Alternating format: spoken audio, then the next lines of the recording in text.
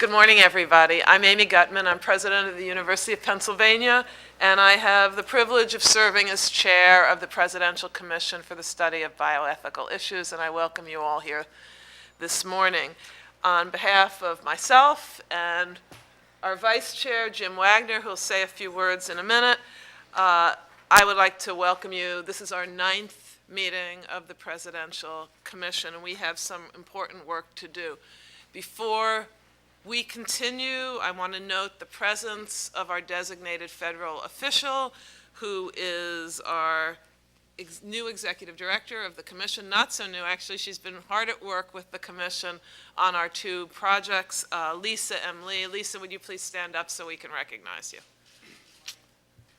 Welcome. And we on the commission would like to welcome Lisa as our director.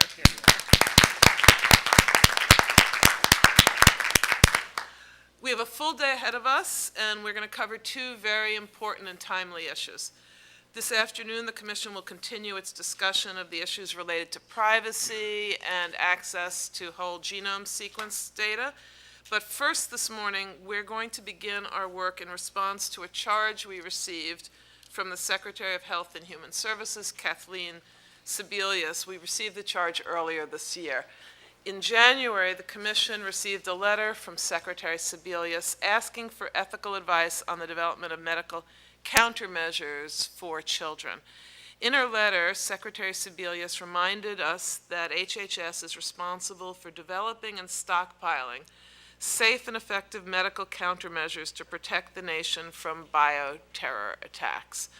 The Secretary noted that HHS has made significant progress towards this goal for adults, but it acknowledged that developing appropriate measures for children lags, in part due to challenges in conducting studies with pediatric populations.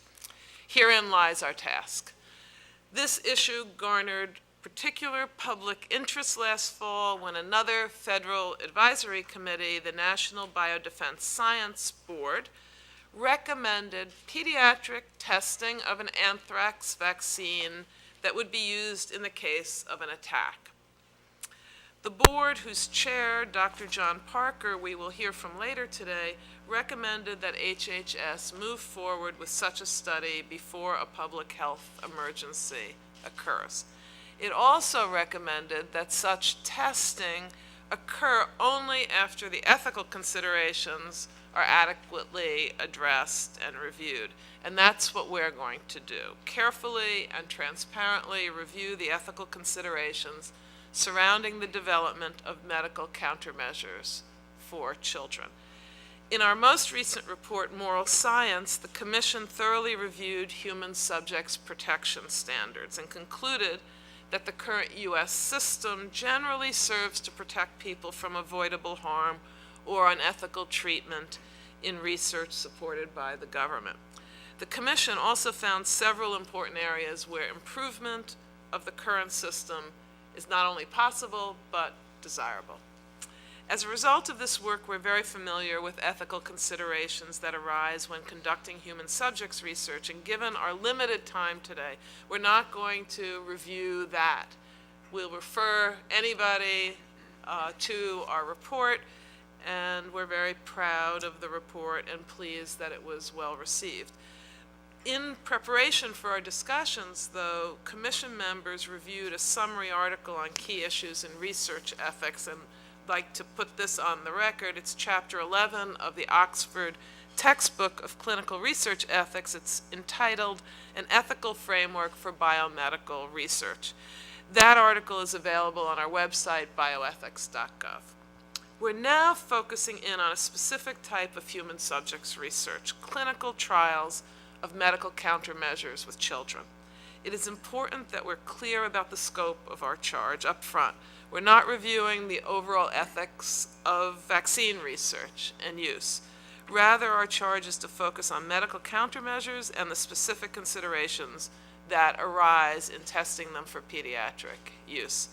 Of course, medical countermeasures include some vaccines, but also include other products like antibiotics and antivirals. I want to be sure we keep this in mind throughout our deliberations.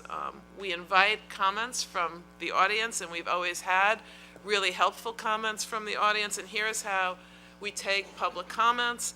At the registration table out front, or from any staff member here, there are comment cards. We ask you write down any comments you have on those cards and hand it to any staff member.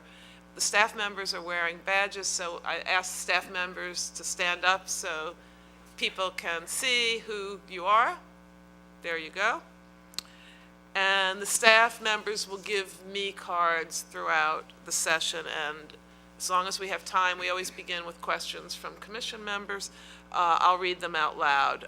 We take very seriously our commitment to public deliberation and invite you really to ask any questions. And those we can't get to at the meeting, we are happy to respond to after the meeting by email or by letter. Before I ask our wonderful vice chair to say a few words, I'd like to just have members of the commission introduce themselves. Raju, would you please begin? Raju Kushalapati, Harvard Medical School. Anita Allen, University of Pennsylvania Law School. Alex Garza, the Department of Homeland Security. Nelson Michael, Walter Reed Army Institute of Research. Christine Grady, NIH Clinical Center.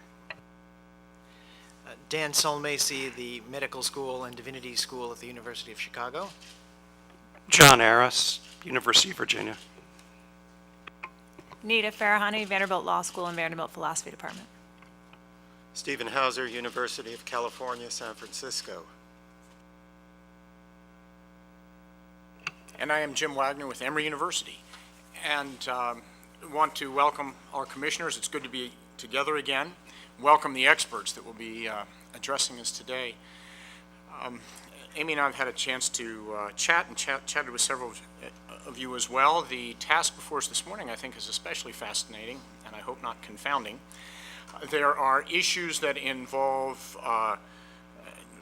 and I'm talking specifically about the countermeasures issue for children, issues involving risk of biological threat, risk of anticipatory testing of countermeasures for safety and efficacy, and a whole other bucket of risks around the safety and efficacy associated with applying an untested countermeasure.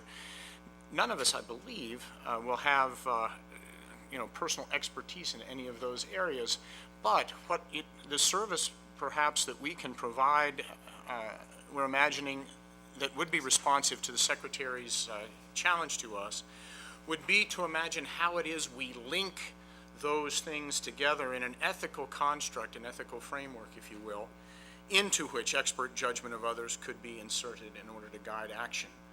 I think if we can focus on that, we'll have a wonderful, wonderful deliverable today.